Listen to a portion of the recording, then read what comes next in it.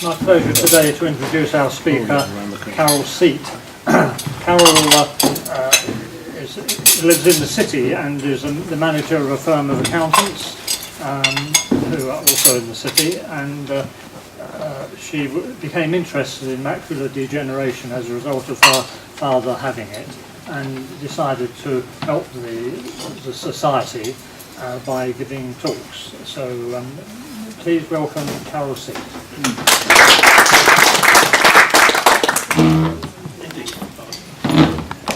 Okay, my name is Carol, and I'm a volunteer speaker for the Macular Disease Society, and that's a bit of a mouthful, I'll shorten it to MDS.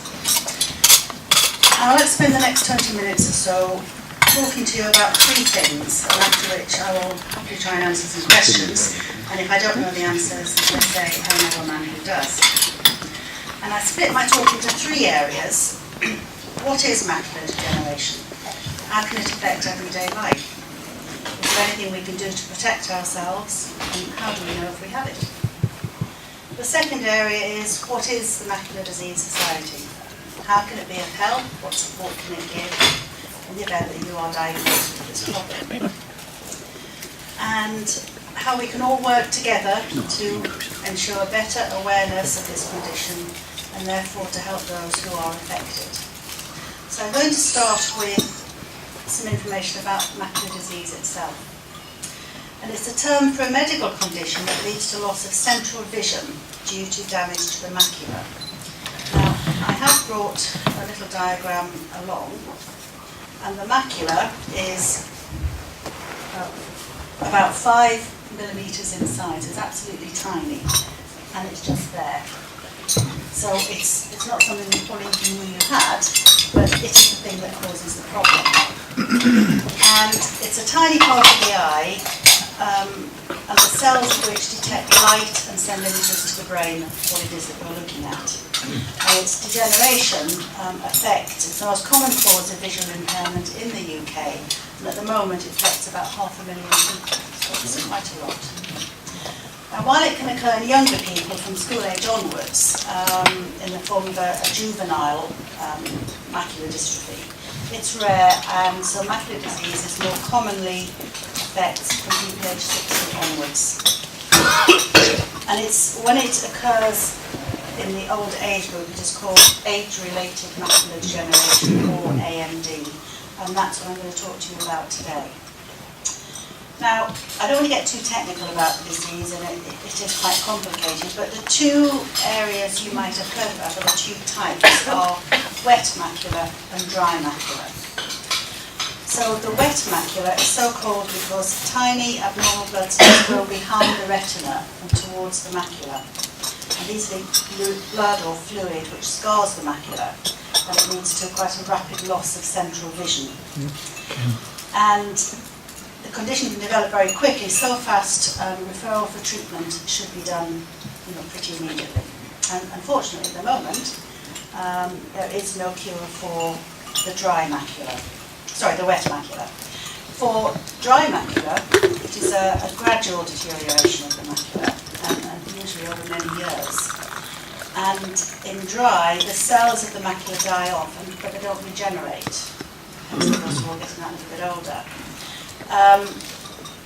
If it can be caught early, it can be treated with injections, but none of the treatments that are available at the moment are brilliant, and this is where the Macular Disease Society is trying to do its bit to raise awareness, which is why I'm here today, and of course raise an interest so that people will spend money and will spend their time in trying to help the situation out. So we sort of know what it is, but is there anything we can do to prevent age-related macular? Now, we can't change our age, sex, or family tree, but there are lifestyle changes that we can do which will help, such as don't smoke. Eat lots of fruit and green leafy vegetables, and kale and broccoli are good ones. I hate them, and I take warfarin, perhaps other people know as well, you're not meant to eat much of the dark veg, but it is good for you in this situation. Ensure your diet is low in saturated fats, but good in the fatty acids, the oily fish, the salmon, etc. And what is very important is to protect your eyes. So we're talking about wearing good quality lenses and sunglasses that block UV and blue light when in bright sunlight. And the blue filters are really good for protecting your eyes against glare. Now what I bought recently, it was $1.99 on eBay, some wraparound sunglasses which you can actually put on top of your own glasses, but they come right round, so they're protecting the side of your eyes, which of course is good. Wear a hat with a brim or visor. Now keep your blood pressure down, we all know we should be doing that, but people with high blood pressure are 1.5 more times likely to develop AMD than people with normal blood pressure. Limit your alcohol. And it's also thought that some supplements can be very beneficial. However, we shouldn't just go to Superdrug and buy what we want. They should be recommended by your optician or your GP. And what is very important is to visit your optician regularly and at least every 2 years, because they are the people who will see what is happening in your eyes. As we all know now, and just talking at lunch, they don't just check to see what you can see and not see these days. They're actually looking at the health of your eye as well. So whatever age you are, everyone with macular disease will have impaired vision in the central area of their eyes. So I've actually got some glasses in my bag where we've sort of doctored them. So when you're looking at someone, what you're missing, and I'll come on to this later, is perhaps what you'll see, the surrounding, you won't see somebody's face. And that's where the problem starts, in the centre of the eye, and it works out. But what you will still keep is your peripheral vision. So you'll find that people perhaps with the problem will watch television or look at you slightly sideways because they can see out of the side of their eye rather than central vision. Whatever happens, you shouldn't be in pain, which in a way is a bit sort of backside first, because if you're in pain you tend to go and see a doctor and hence things can start. You actually don't have that problem. And by having the disease, it shouldn't necessarily stop you from doing the things you love. It is very rare that somebody goes blind with the disease. They have issues, but it's not a case of you will go blind. So reading, for instance, with proper glasses and perhaps a magnifier, you can continue. The Kindle is great because you can enlarge the print. The same with your computer screens now, you can enlarge the print so you can see better what you're looking at. Painting. This summer, the Macular Disease Society have staged an art show, and it has been given by people who have the disease. So they have, they actually do extremely well, but they just have to change the way that they physically paint, draw, whatever it is. So we now know what you should be doing to help prevent AMD, but how do you find out if you actually have it? So we said, unlikely you will feel pain, but what is important, you must visit your optician at least every 2 years. They are trained to check your eyes, not just for what you can see and not see, but what's going on in the background. So, and they're the first people who will send you on to the right specialist to take it forward and to help sort out the position. Now, perhaps at this point I should say that I don't have macular degeneration, but my dad does. And he's had trouble with his eyes since he was a teenager. His eyes changed from 2 of the same colour to 1 blue and 1 green. He thought he was pretty cool, and never thought anything more about it. He thought he was quite good with the girls, and I'm not sure whether it helped, but my parents have been married 56 years, so perhaps it did work. But over the years, the issues with his sight didn't really bother him until about 20 years ago, when he lost the sight in one eye. And he went along to the specialist, who said, okay, fact of life, you shouldn't have a problem in the other eye apart from you're likely to get macular disease. And in fact he did about 5 years ago. So my dad is quite a stoic sort of guy, and he just gets on with things, or at least that's how it comes across to us kids. But when his eyesight started to deteriorate, it was really an annoyance more than anything else, because he couldn't do the things that he would like to do, for instance driving. My parents live in a village 4 miles from town, so driving is, they have to do it. So he felt he was losing his independence, and it affected my mum, because then she's the main driver. apart from one occasion when they were going to Glasgow Airport and my mum couldn't find the entrance into the airport. So my dad had to hop out, swap seats to stop a major traffic disruption and the meltdown of my mother. So there are instances where these things don't always go to plan. So the one, again, with my dad, he's tried to be very open. Friends and family know that the situation, he gets upset where he can't particularly make out somebody's face, but everybody still plays bridge. His partners, I know, sort of give him a little bit of leeway when he gets it wrong, but he can still carry on. And I think because he's willing to talk about what he can and can't do, it's helped us in turn to help him. So my husband's pretty good with IT, and he's found him a package on the computer that enables him to enlarge whatever it is that he needs to review. We've bought him a big keyboard with big letters. I think the letters are black on yellow, which for him is the right way around for him to see. So little things like that don't have to necessarily cost a fortune, but they do help. When he comes to us, we've bought him a magnifying thing that he can put around his neck, so at least he can sit and read the newspaper. So now let's move on to the second part of the talk, the society itself. And it is the only one currently in the UK that offers help to people with macular disease. And its vision is to find a cure for macular disease in the future and to promote independence, confidence and quality of life for people with MD. It has some very esteemed patrons who you may well have heard of. Peter Sallis, Master of the Summer Wine, and Wallace and Gromit. And Dennis Norden, being all right on the night, he's very heavily involved. As was Eric Sykes, who unfortunately died quite recently. And you might also have read in the press that Dame Judy Dench, she has the disease now, and she needs help in people reading to her so that she can learn her lines. Now, it costs £18 to join the society, and I know times are hard for everybody, but if you were to join, what might you get?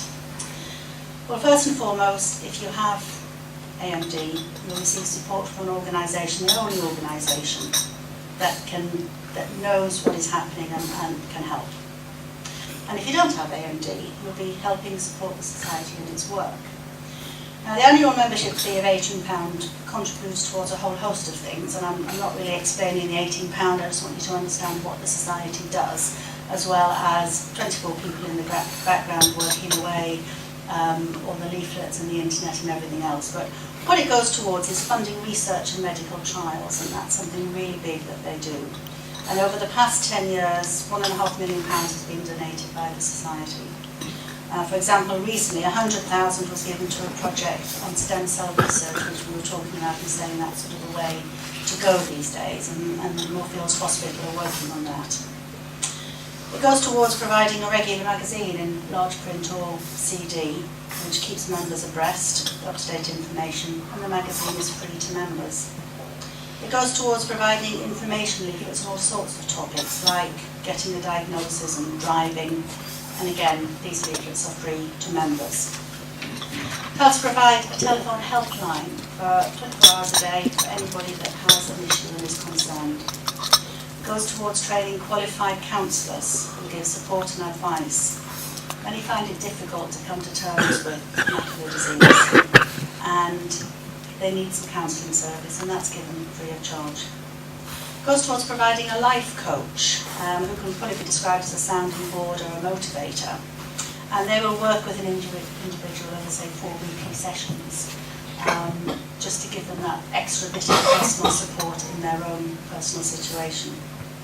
And it goes towards providing eccentric viewing trainers, which sort of is a bit of a mouthful, but it provides help with techniques to use the vision that you have, how you can use it better to better help yourself. And that is very much done on a one-to-one basis over a period of time. And a lot of training is done for the trainers to help you make best use of what you've got. And on top of everything else that the society does, it also supports self-help support groups. Now, there's about 250 around the UK. Vary in size, what they do, how they help people, but they all come together and they will do social events, they will sort of have discussions with doctors, GPs, hospitals to try and help them put together plans that can help the sufferers. And I don't know if anybody's aware, but the ones that I found in your area here, I've got some addresses for Chelmsford, Dagenham and Wickford if anybody is interested. Now, just turning back to my dad for the moment, he wasn't too keen to get involved with his local self-help group. I'm not quite sure why, because he's always been into these sort of things.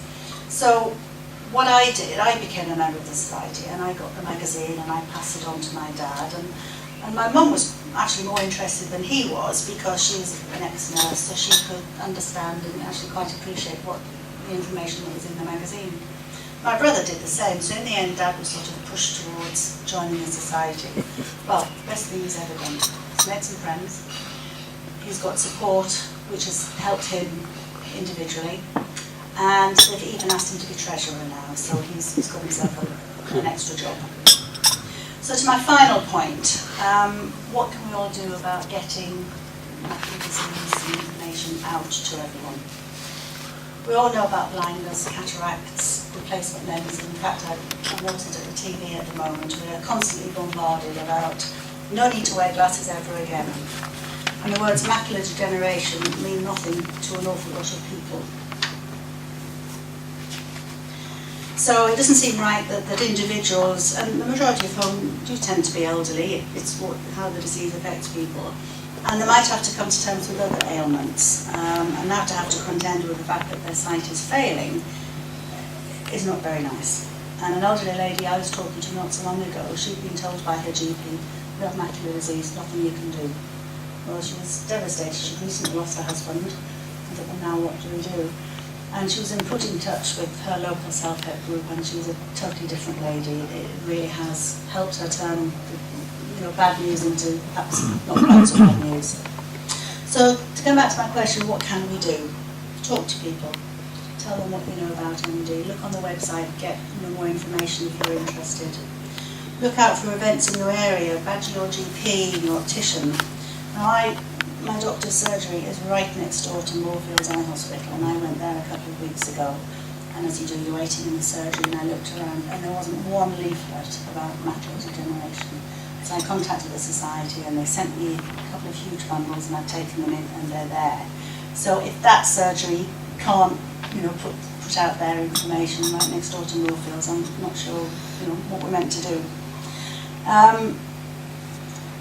So it's really a case of, as I said, the three things, we perhaps know a little bit more now about what it is, what we can do about it, if we can prevent it, how the society can help.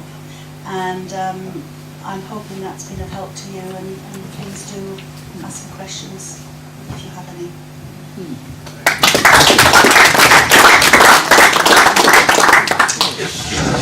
Any other questions? Please. Yeah. The gentleman sitting next to you, John Kent, and myself, we are actually officers of a charity which is totally separate from here. 5 years ago, I think it was, John, we were asked to... I did tell Carol about it, actually. Okay, we have contributed to the wet macular degeneration equipment. Right. It's state of the art at the time, £75,000 or so, which we bought, and it has since been modified. I understand other hospitals have since taken that up around here, Brentwood, and they've increased the capacity at Queen's. Can that equipment work to help the other type of macular... Dry? I don't know is the answer. I'm Okay. very happy to ask the society to find out. Sorry about this. Sorry. Yes, I'm sorry, I don't know the answer to that, but actually, now you mentioned, I actually would be interested, and I'll try and find out what I can. It's very state of the art, and the programme is updated regularly. Quite expensive to do so. Yes, I can imagine. Yes. I'll ask the question, I don't know, but I think the thing that quite surprised me is, first of all, the society is only 25 years old. This disease has been around a long time, but it's as though, and this society is the only one around, helping people, and everything just seems to be so new. And the doctors' talks that we went to in the summer, that's really what they said. Stem cell research is the way to go. But hey, nobody really knows. It's a little bit... Well, the other thing is that Queen's Hospital might like some of your brochures. Yes, absolutely. But it's now an expanding optical centre, as I understand it. My doctor friend sitting next to me is nodding his head. Excuse me a moment. I wish you luck. Thank you. Thank you. Hello, yes. Yeah, about 6 or 8 weeks ago, I went to the opticians and they said to her that she had the possibility of having this NDS, and she was then, they said that the best thing for her to do was get an appointment to see the specialist at the hospital. But in the meantime, the one thing that she could be doing was to take some vitamin tablets. Yeah. They couldn't recommend any, but they didn't know which ones to recommend. Which we then went to Boots, the chemist, spoke to the pharmacist there, and he said, well, I can't obviously tell you. He said, but try this one, if it blah, blah, blah. Anyway, eventually she got the appointment at the hospital, at the Queen, and she had marvellous examinations there for this, and they said to her, well, we can't find any. The optician has said that she's possibly got it. They've tested her and said, well, we can't find anything, you know, this field test or whatever it is that she had to do, and the various other tests that she went through. We can't find any sign of it at this moment, but we'll keep our eye on it and come back again in 7 months' time. So we've got to go back, I think in March or February. But the vitamin tablets, I mean, what are they? Are there any you recommend? Because she's still taking the one that Boots recommended. My dad, since he was diagnosed, has been taking them, and it was his specialist that said it's not, I don't know exactly what he takes. I can tell you what I take. Oh, okay. Eye caps. What, that's right. Ken Debney recommended eye caps. These are eye caps. Yeah. You can get them on the National Health Service prescription. Well, I was told you They couldn't. cost about £10 or so in the market for a 30-day course, and you can get a prescription, get it from the GP. I was told you couldn't get a prescription. No, you can get it. And I bought a load off the internet, and I don't know whether they're real eye caps. No. No, You just You you. don't know, do you? May I say here that Natalie takes it, and we do get it on the National Health. You can get them. Do you? It is called eye caps. If you Dr. prints on the computer, it will come in. Oh, I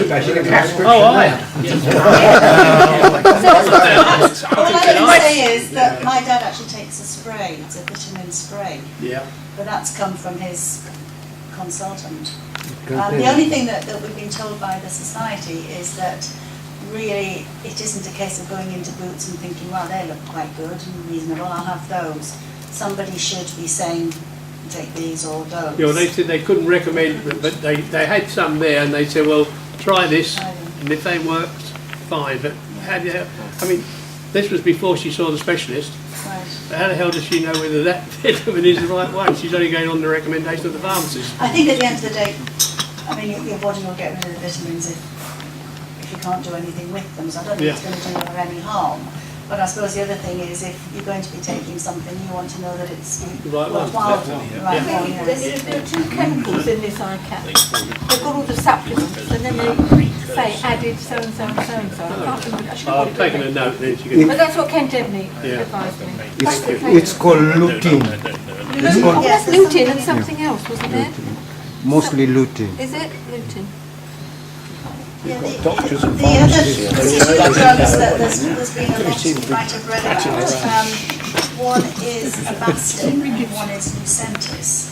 And I, even before I sort of got involved with anything, I remember reading about them, and one is a proprietary name and one isn't, and one is cheap and one isn't, and NICE are saying they can use one and they can't use the other, but they think they'll do the same thing. So I think this is part of the problem, that everything is still so new and moving reasonably fast. But yeah, what vitamins I don't really know. I'm afraid. My mother was advised some years ago to have broccoli Yes. tablets, which she got they were on prescription.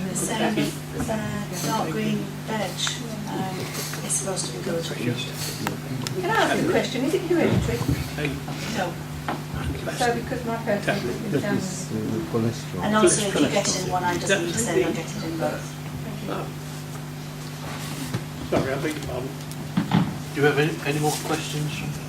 Could I ask George to... Well,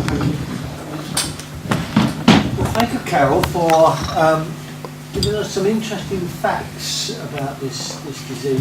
One of our members, in fact, one of our family members is suffering from it, and we've often talked about it, but we don't really, most of us anyway, didn't really know what it was.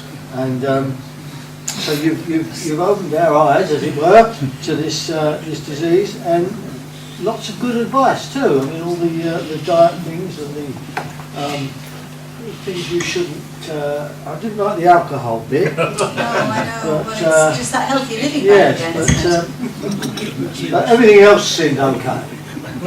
Especially the smoking. It's good to know that so much is being done to support people who've got it, and may the society go from strength to strength, and I'd like you to show your appreciation in a normal way.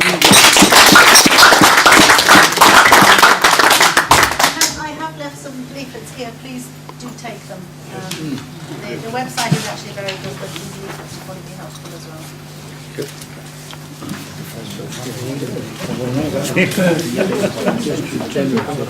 Any other business any fellow wishes to mention?